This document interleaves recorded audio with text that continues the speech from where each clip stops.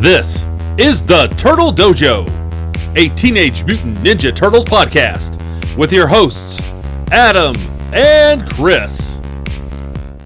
Welcome to another episode of the Turtle Dojo, a Teenage Mutant Ninja Turtles podcast and Vidcast. As always, I'm your host, Adam, and with me, as always, is my co-host, Chris. Chris, how's it going? Great, Adam. Happy to be here with you once again, my friend. How are you doing today? I am doing well. It's been a good weekend, and now it's always fun to sit back and talk a little bit of the Teenage Mutant Ninja Turtles with you, Cool. as we often do, and that's what we're going to do tonight. On the agenda is in the first half of the show, we are going to continue our rewatch of the classic TMNT animated series from the 80s, from our childhood.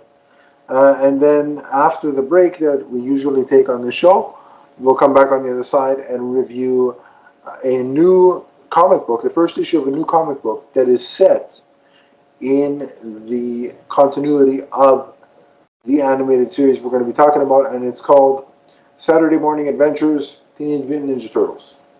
And so that's issue 1, of course, that we're going to be talking about.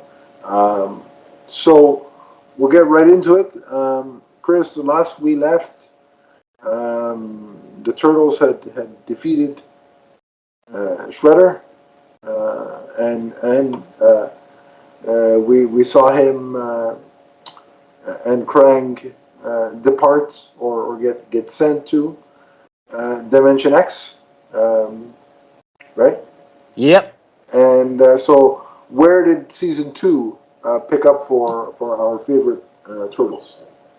Well, pretty much right there. It picks up with Mikey and Leonardo stopping a robbery in a grocery store, but then immediately after that, it shifts to Shredder and Krang in Dimension X, and that's kind of really where the story begins. The opening scene is just kind of like filler. Right. Yeah. Before you continue, I will say that in the store it was Leonardo and Michelangelo, and Michelangelo continues to discuss really weird topics to put on his pizza. I'm getting alarmed and kind of offended on what kind of stuff he puts on his pizza. I'll tell you. Wasn't one of them caramel? Yeah, like I like caramel just fine. Like, you know, with my, like, if I have it in some kind of like specialty coffee, right, or on some kind of dessert, like I'm good with it. But on pizza, I'm like, no. It's like, just give me, well, like, what happened to, you know, pepperoni, sausage, salami, you know, the standards, cheese, peppers, you know, olives. Like, can we keep it classic? What's wrong with a good classic? But so, yeah. Obviously, the writers are having fun with this running joke. Yeah, well, they're disturbing me a little bit, you know, after the fact, years later. So I'm glad I didn't notice this when I was watching the show. Because, but yeah, so it's a little weird. His choices are a little weird. And it's funny because every time they go out, in the fedora and the trench coats, that disguise doesn't seem to last that long, like ever. You know, it's quickly disposed of.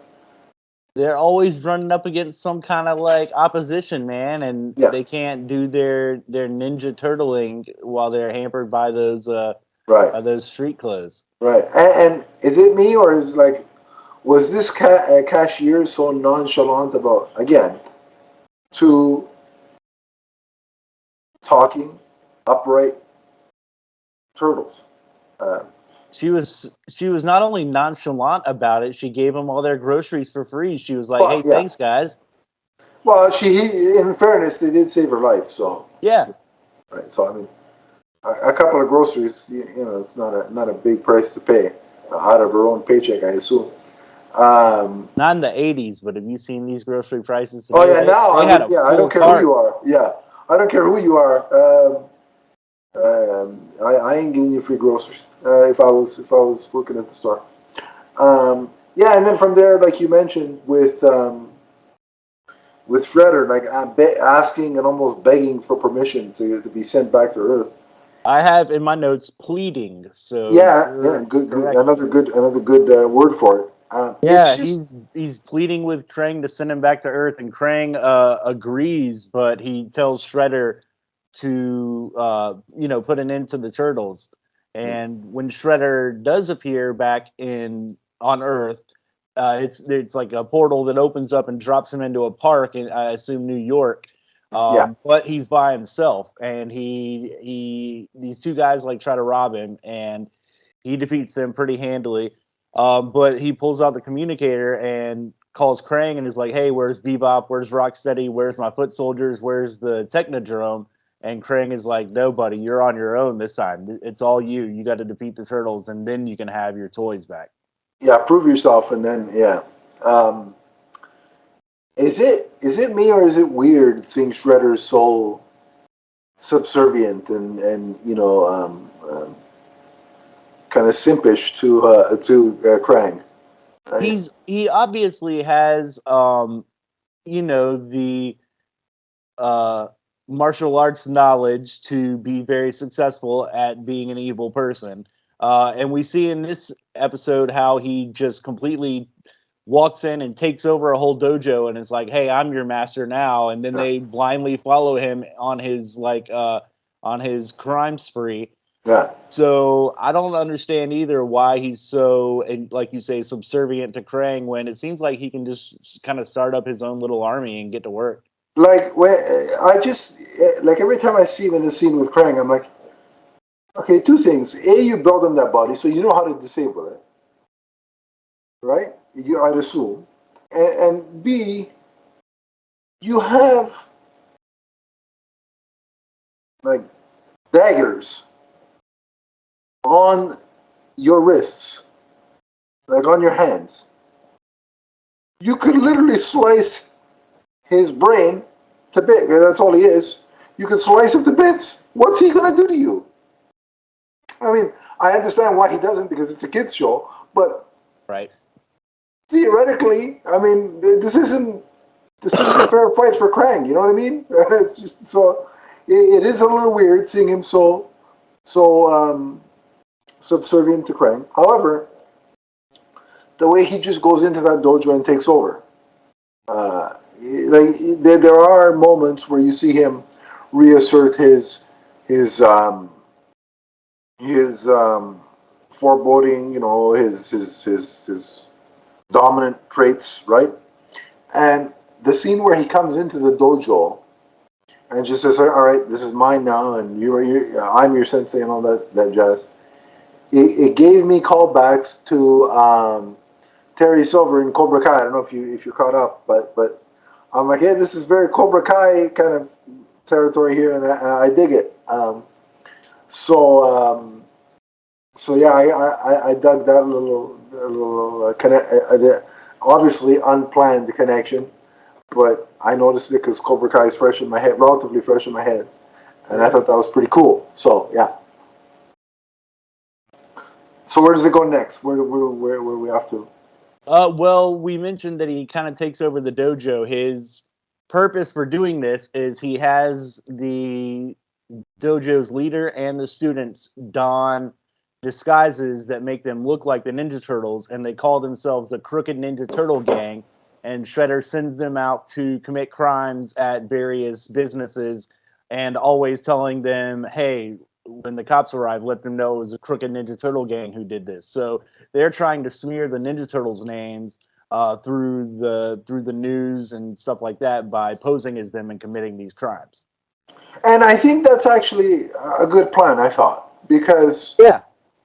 from my perspective, watching the show so far, there's still some unease and people being unsure about, okay, these turtles, like are they on our side? Are they evil? Like what are they? Like people are still uneasy and not familiar with the turtles, and that's why every time we see April on the news, she's trying to uh, put in give them a good name in her reporting. Like she's trying to shine a good light on them, right?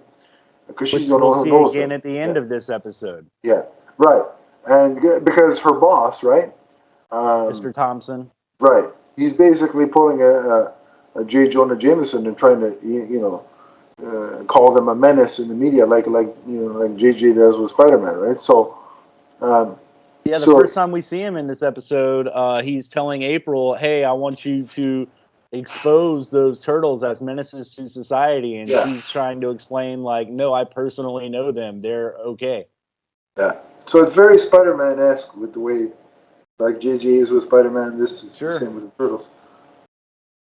And funnily, coincidentally, they both take place in New York, so there you go. But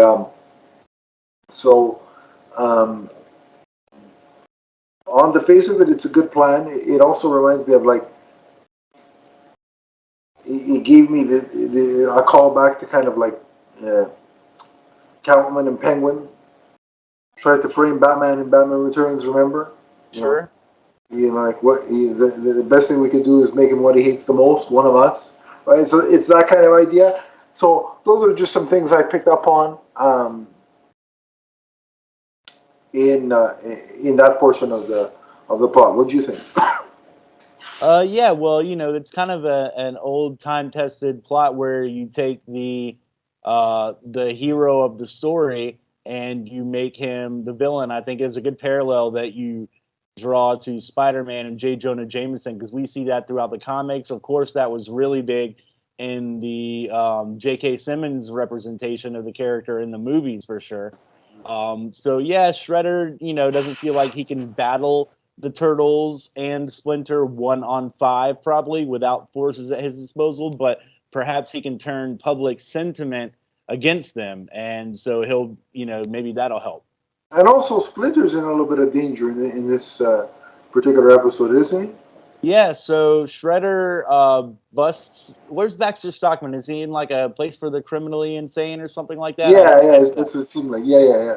So Shredder busts him out and is recruiting him to help with his plan, and he tells Baxter that he needs him to build the ultimate rat catcher, which once again their technology busts right into the sewer where Splinter's just chilling out, and Splinter's just like meditating on minding his own business, and the ultimate rat catcher comes busting through the wall like the Kool-Aid Man, and scrapes him up and takes him back to wherever their hideout is.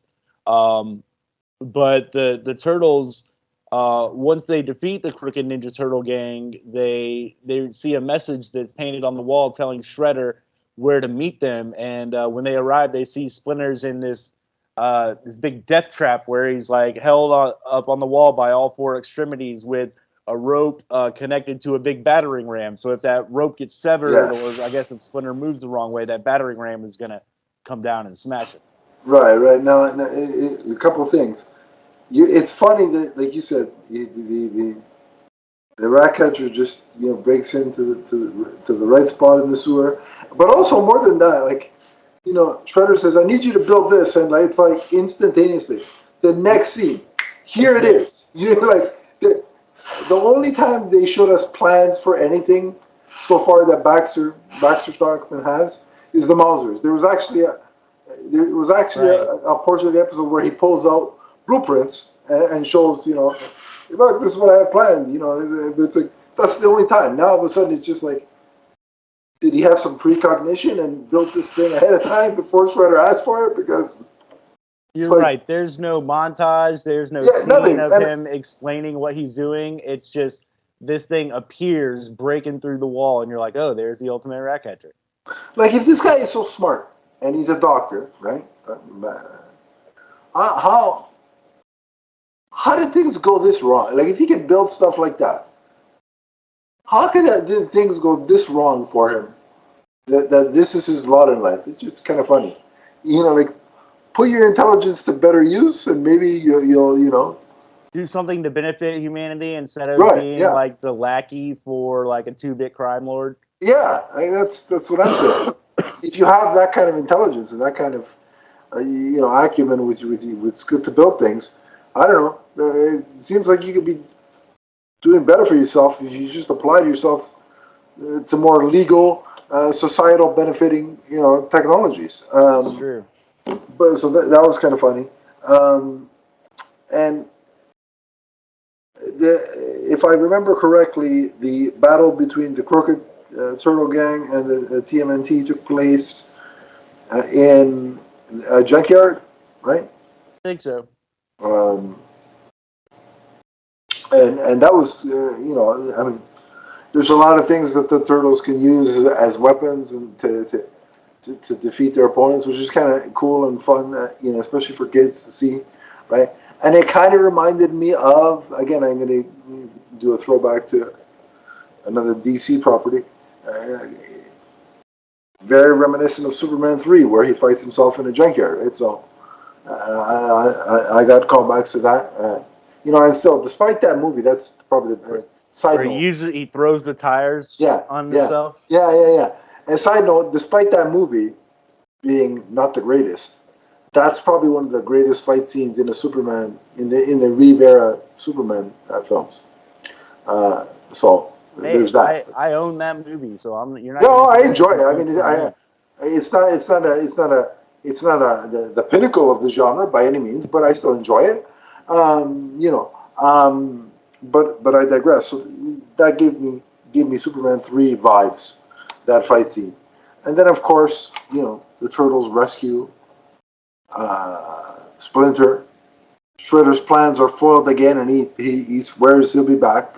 He runs away in disgrace. Yeah, again. I can just imagine like him, the guy from Inspector Gadget, the Claw. What is it? What was it? Claw? What was his name? Dr. Claw. Dr. Claw. Yeah. Skeletor, Rita Repulsa, and Lord Zed from Power Rangers.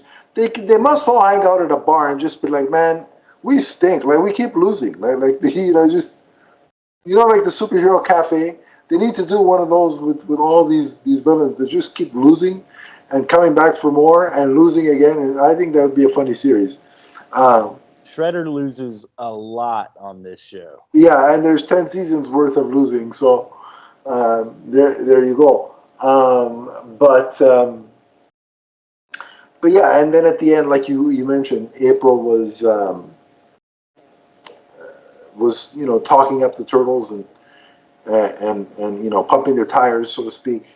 Well, she exposes the Crooked Ninja Turtle gang so that the real Turtles, their name is cleared. People aren't thinking bad things about them. Right, and then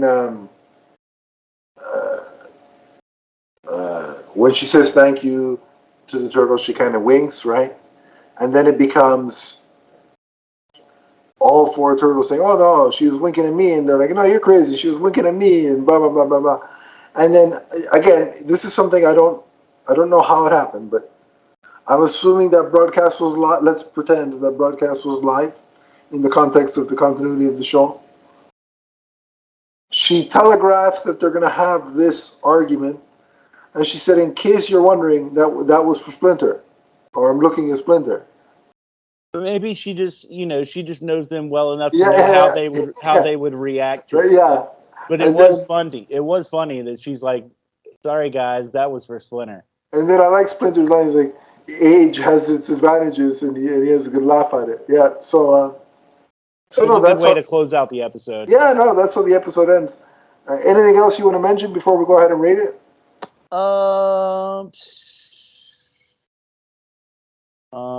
Nah, man. I think we pretty much covered all the main points. All right, so letter grade. What do you got for this episode? Ooh, letter grade. A-. It has Shredder. It has the Turtle Blimp for a very brief moment. Yeah. We've got April. There's a little bit of Bebop and Rocksteady, but they're not really doing anything. They're just kind of there. And it doesn't really do a whole lot to advance the main plot because all the main actors are exactly where they were when the episode began. Shredder is still like on his own, not having success against the Turtles.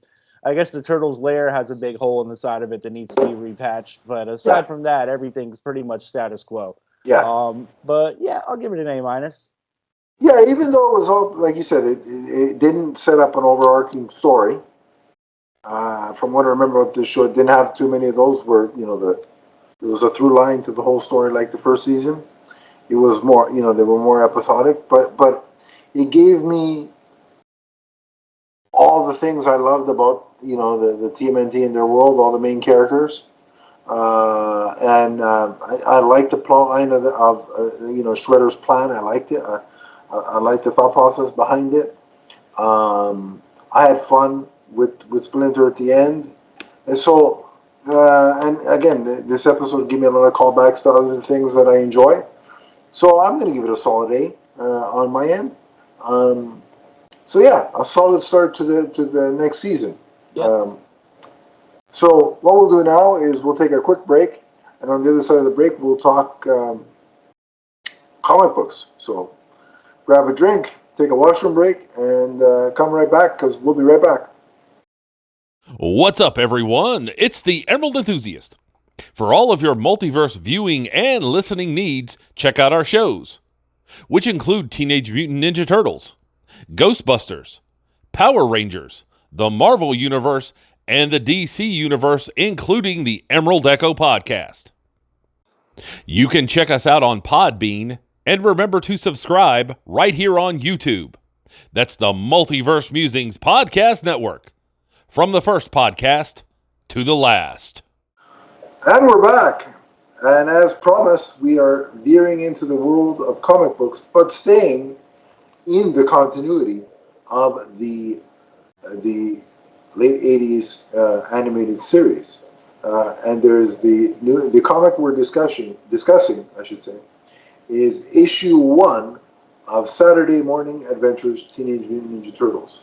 So, Chris, give us some particulars, like, who's responsible for this comic, and give us a brief summation of what's going on in this issue. Okay. This issue is called the Armageddon Game. Is that right? No, that's you thinking of the preview for? Wait a minute. You sent me the Armageddon Game. Oh, did I send you the wrong one? I think I sent you the wrong issue, but I've read that issue, so we can review that if you want. Oh my goodness! I think I may. You know why? Because they were side by side, and I sent you the wrong one. But we can review. Okay, we'll review that one. It's not in the continuity of. So hey, listen, we'll play it on the fly. We'll do a, what's it called in football, an audible, right? Yeah, we can call an audible. There we go. All right, so play. So, and look, we're going to review this event anyway. It's just happening a lot sooner than I expected. So, Chris, tell me which comic we're reviewing and who's involved in. You got it. All right. So this is Teenage Mutant Ninja Turtles: The Armageddon Game #1. Story by Tom Waltz. Art by Vincenzo Federici. Mm-hmm. Colors by Matt Herms. And letters by Sean Lee. So, sorry we got crossed up on which comic we were reading, but I'll just say I liked this one a lot. This was a really good opening issue to a story that I'm looking forward to seeing progress. All right.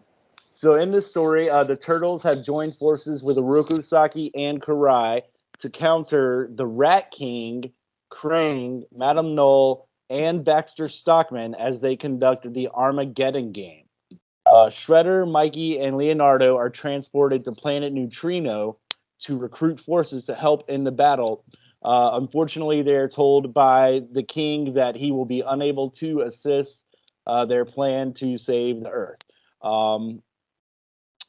So back in New York, Rat King has gathered with Madame Null, and Krang has been retrieved for them. And he's dropped off to them unconscious. So this is a different Krang than what people may be used to. This Krang, instead of being in his, humanoid body from that we just discussed from the animated series, he is like fused into the body of a humanoid alligator. Mm. I think somebody calls him a crocodile, but they're corrected to alligator. So I think it's an alligator. So that was really weird and kind of like trippy to see. But Krang is dropped off to them unconscious. Madame Null states that riches await the person who corners the market on mutants in the multiversal labor market. So it sounds like they are trying to conduct experiments to create mutant humanoids that can be sold as slaves, basically. Indeed, they are. Yeah. Um, Back in Mutant Town, Raphael is questioning Herman the Hermit Crab for the location of Ol Hob so he can help the turtles in the coming war. Herman says he will help, but only if he can take Raphael there himself and if he's allowed to assist in the fight. Um, Back on Planet Neutrino, King Zinter explains that he cannot authorize a force to help the turtles because it would upset his planet's truce with planet Airwill and its despotic ruler, Chancellor Mazul.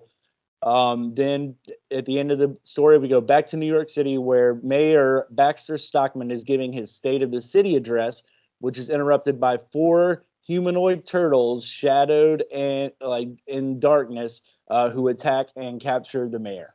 Right. Okay. Now, so I'll ask you a couple of questions, and then I'll chime in as we go along as well. So, given that this is a story that there were a couple of issues, there were three kind of prelude issues, if you will, that kind of preceded this. Okay. So you're reading this number one as not having read those other three. Were you able to follow it? Like, were you able to keep track of what was going on? Were you confused? I wasn't really confused at all. I think they did a good job of introducing you to the major players and telling you what putting you in the situation and telling you where everybody was, where all the Right. players were. There are a few times throughout the story where someone makes a statement and there's like an asterisk next to it, and then there's like a little writing in the panel that'll tell you to reference an earlier issue to understand what they're talking about. But overall, I thought it was written very well where it all flowed, and I wasn't really I didn't feel like I was missing information that I needed. Okay, good, and that's important because I want to say this is a big event in for the Turtles line of comics. Like this is their big, quote unquote summer blockbuster event. That often the big two, Marvel and DC have an event every 6 or 7 months. So this is that for the Turtles, and it's going to span, I believe, until I think this is going to go on until March or April, if I remember it correctly. Right on.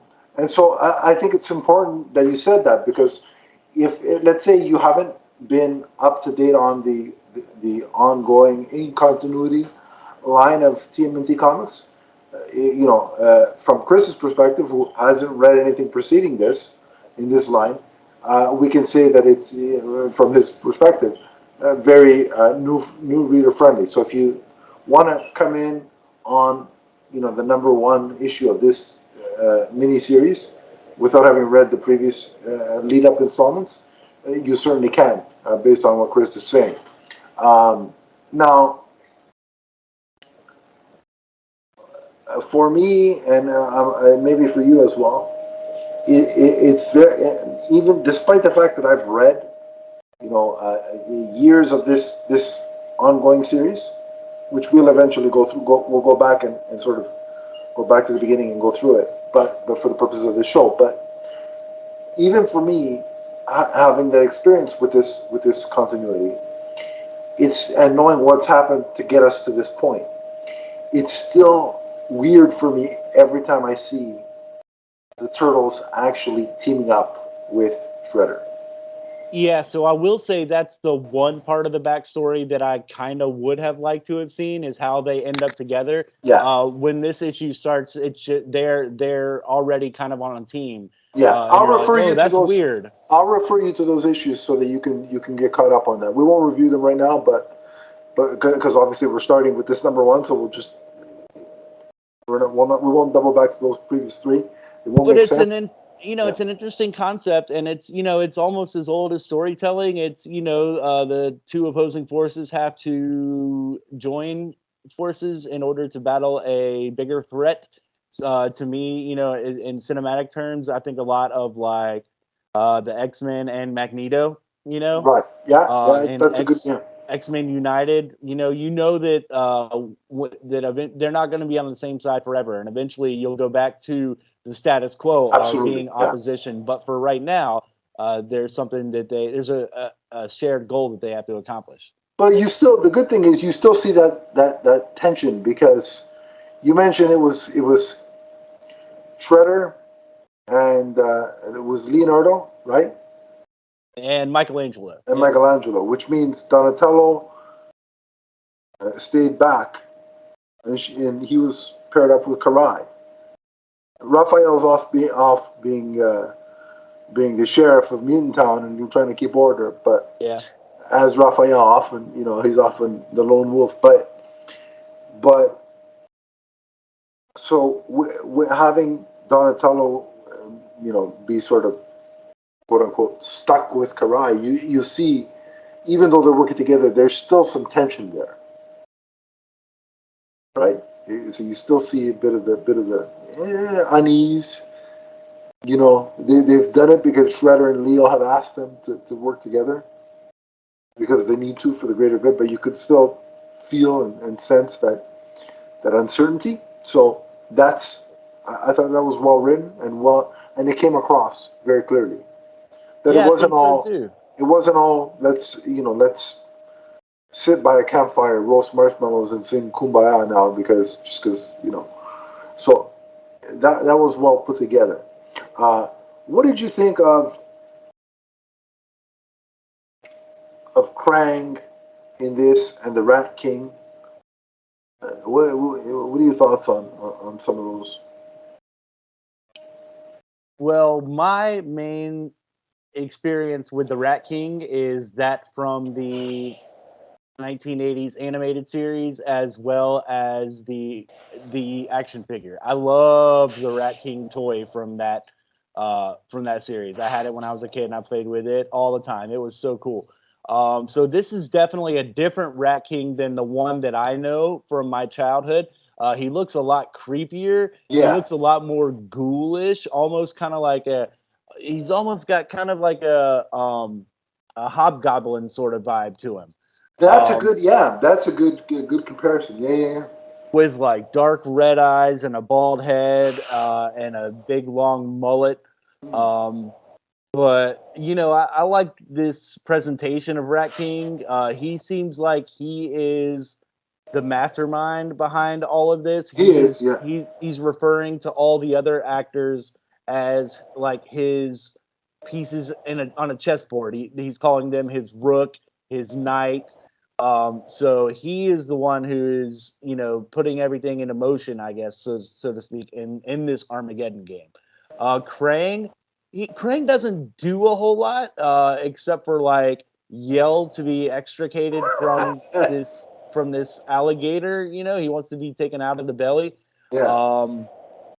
But it's really gross, like the way he's presented here, being fused with that humanoid alligator. Like, yeah, in a good way, gross in a good way. Yeah. Oh yeah, for sure, gross in a fun comic book sort of way. The art with these characters is really well put together. Like to get that feeling of disturbing, creepy. Yeah, so shout out to the artist who you said before. Federici. Vincenzo Federici. Yeah. Hey, great work. I love the way he draws the turtles as well.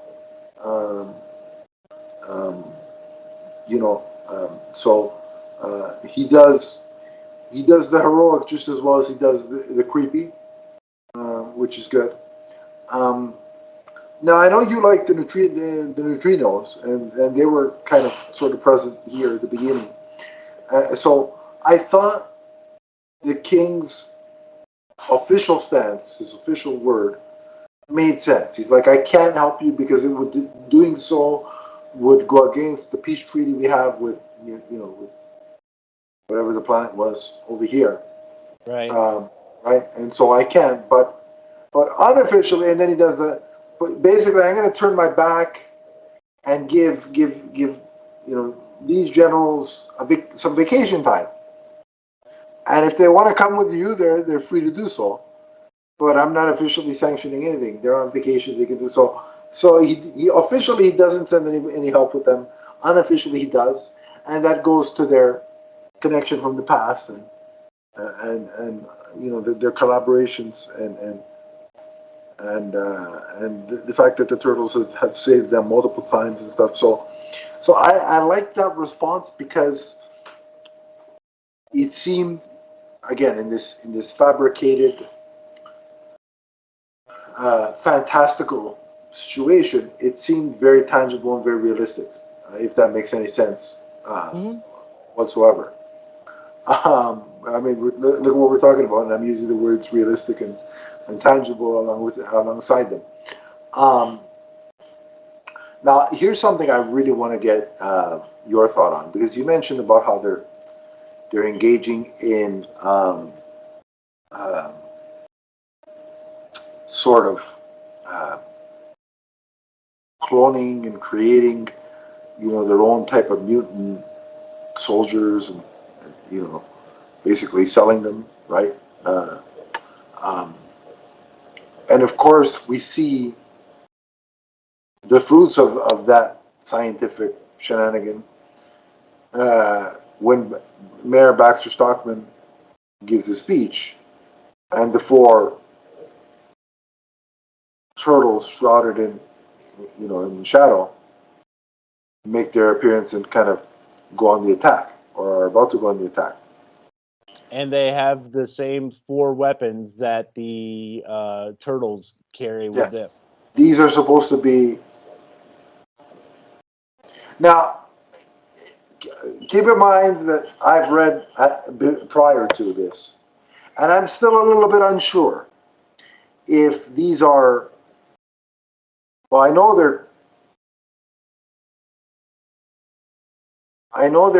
meant to be clones, so to speak, of the turtles. But in terms of whether they're multiversal clones, I'm not 100% sure on that. Like, I'm not sure if they're clones of this universe's turtles. Right. Okay. My belief is that they're more clones of and representations of the original Mirage Studios comic book way back in the day. They don't give you a lot of information to go on here. You don't see where they came from. They just appear, and they're not wearing masks. No, they have bandanas on their face. Yeah. Yeah, they all have their faces covered. A cloth, I should say. Yeah. Yeah. Which, by the way, I think they look pretty badass. In their design, and I will say, here's why I lean to them being multiversal versions of the turtles, and why I think they're from the Mirage continuity, the original Mirage continuity, and that's because a few months back there was a free comic book day comic that was sort of another prelude to this event, right? And it had Shredder kind of doing this.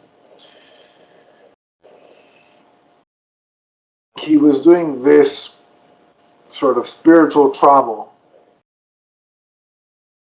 to an alternate. It said it was an alternate universe, and they gave us the origin of these turtles, and it literally almost beat for beat mirrored the Mirage turtles. Just that, like if you put the two issues side by side, the original Mirage issue and that free comic book day special, like side by side, and read page by page each one of them, the dialogue, the panels, the art was the same. The only difference is the quotes in one issue, in the Mirage issue, were coming out of a specific turtle, and in the new free comic book day special, they were coming out of a different turtle. But it was the same dialogue, same art, so that's what's leading me to believe that they're multiversal, kind of corrupted versions of the Mirage Turtles. So that in and of itself is going to be interesting to see how that plays out. That ending left me very curious. Oh, sure. And what it leaves me, I mean, obviously I'm curious to know where they're from, but I want to see a turtle versus turtle. Oh, action. we're going to get that. Yeah. Yeah, for sure. I'm looking forward to that. And I'm really looking forward to that, because that's going to, just the banter between the 8 of them, I think will be kind of cool to watch play out. And also, it's kind of weird because they're using the same weapons, Oh yeah. but it's unclear. Let's say if the one with the sai is Raphael, because they don't have the identifying bandana, and their personality is not exactly 100% the same. So it's not like I can look at that and go, well, he's got the sai, so that's Raphael. Like, you can't make that distinction so easily. No, you don't know who is who and what is what, really. You're left, I mean, hey, it's the end of a comic book. That's how they go. They leave you with more questions than answers, because, they want you to buy issue number 2 and see what's going on. Which is what you want. Right? That's the mark of a good comic book, is that when you're done, you want the next issue. Like, if I read a comic book and I'm like, all right, yeah, cool, great, and then don't think of, if they leave a to be continued, and I'm not thinking about possibilities of what's next, the comic hasn't succeeded.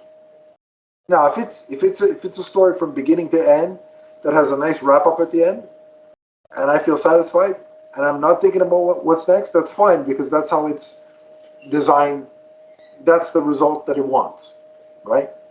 But the first issue in a series is going to obviously lead you down the path of discovering more. Yeah. So if you don't feel like, oh, I can't wait to see what happens next, then the comic hasn't done a very good job of A, entertaining you, or B, leaving you wanting to continue buying it.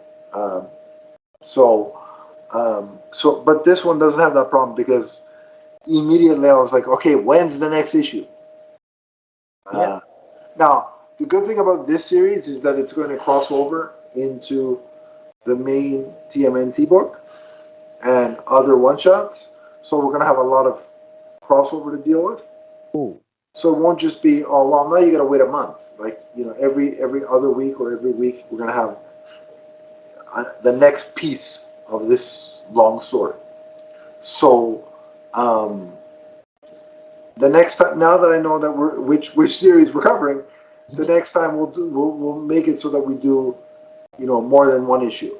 But because I knew that I had planned to cover something else, and we got our wires crossed, I didn't have the luxury of doing that. But now that I know, I'll make the plans and proper recommendations accordingly.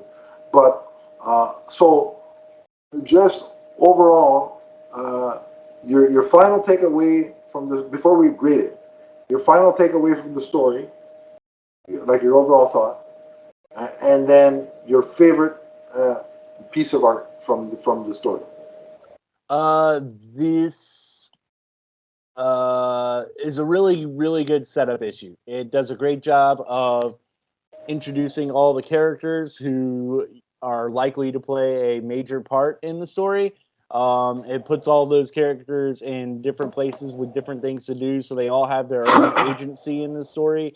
It introduces a new threat in the form of the 4 turtles who we're meeting at the end of the story, and it leaves me wanting to read more of the issues. So overall, man, I thought it was a great first issue of a series.